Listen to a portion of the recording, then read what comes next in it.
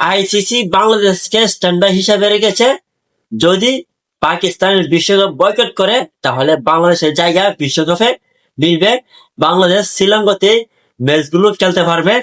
অনেকে আপনারা টিভি চ্যানেলে দেখতেছেন এবং অনেকে আপনার বলতেছে, ইন্ডিয়া টিভি চ্যানেলে বলেন এবং বাংলাদেশের টিভি চ্যানেলে বলেন, বাংলাদেশে কিছু কিছু ইউটিউবার আছে তারাও বলতেছে যে পাকিস্তান যদি বিশ্বকাপ বয়কট করে তাহলে বাংলাদেশ ম্যাচ শ্রীলঙ্কাতেই হবে।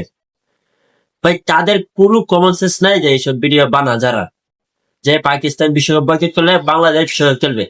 পাকিস্তান বিশ্বকাপ বয়কট করবে কাজের জন্য? আপনারা বলে পাকিস্তান তো বিশ্বকাপ বয়কট করবে বাংলাদেশের জন্য।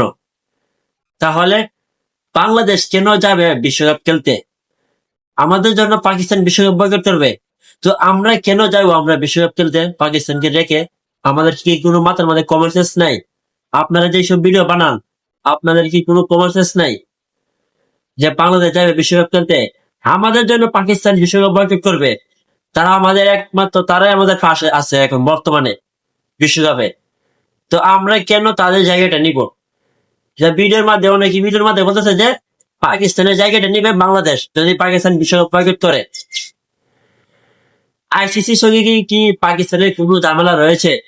পাকিস্তানের কি কোনো শর্ত চলেছে বিশ্বকাপের আগে যে আমাদের এই ইন্ডিয়াতে যেমন আমরা শ্রীলঙ্কাতে খেলবো, শ্রীলঙ্কাতে ম্যাচগুলো দিয়েছে তারা, ঠিক আছে? যদি বাংলাদেশের মতো তো তারা এরকম কোনো শর্ত তুলে নেয় যে আমরা ইন্ডিয়াতে যাব না, শ্রীলঙ্কাতে যাব। তো পাকিস্তান তো বাংলাদেশের সাথে পাশে আছে, তাই বলে পাকিস্তান যে আমরা বিশ্বকাপ খেলবো কি খেলবো না সেটা আমরা চূড়ান্ত সিদ্ধান্ত শুক্রবার এবং সোমবারে জানাবো।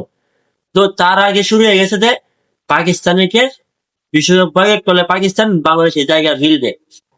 মানে ভাই মানুষের কোনো কমন সেন্স নাই।